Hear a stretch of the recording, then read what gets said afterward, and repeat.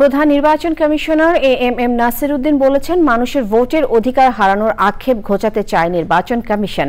Voter তালিকা হালনাগাদ কার্যক্রম উদ্বোধন করে কারচুপি সহ সব অনিয়মের বিরুদ্ধে জনপ্রতিরোধ গড়ে তোলার আহ্বান জানিয়েছেন তিনি।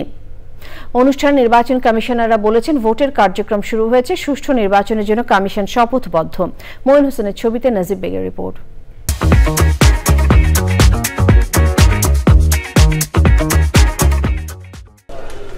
স্বচ্ছ ভোটার তালিকা তৈরির অংশ হিসেবে বাড়ি বাড়ি গিয়ে ভোটার তালিকা হালনাগাদ কার্যক্রম শুরু করল ইসি। সাভার উপজেলা পরিষদে কার্যক্রমের উদ্বোধন করেন প্রধান নির্বাচন কমিশনার। 2008 সালের 1 জানুয়ারি অথবা এর আগে জন্মগ্রহণকারী এবং বিগত হালনাগাদ কার্যক্রমে যারা বাদ পড়েছেন তাদের তালিকাভুক্ত করা হবে। মৃতদের বাদ দিতে তথ্য সংগ্রহ করা হবে।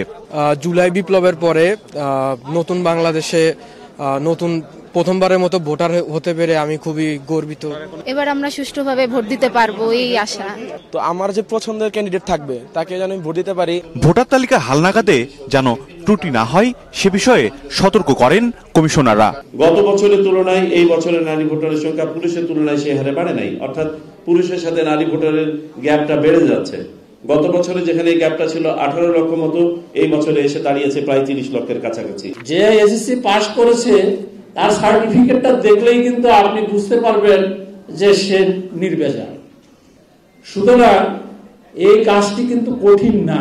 সিইসি বলেন, ভোটের নামে প্রহসন চায় না কমিশন, তবে অবাধ ও সুষ্ঠু নির্বাচনের জন্য জনগণের সহযোগিতা চান তিনি।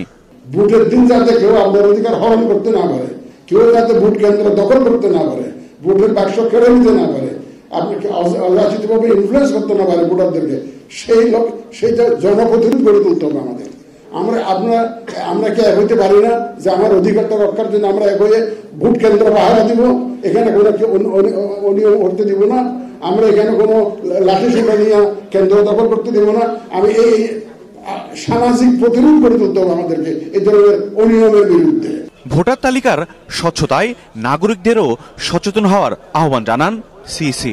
এই হালনাগাদ কার্যক্রম যেন নির্ভুল হয় সে বিষয়ে প্রয়োজনীয় নির্দেশনা দিয়েছে নির্বাচন commission. Najib beg, channel I, Savar.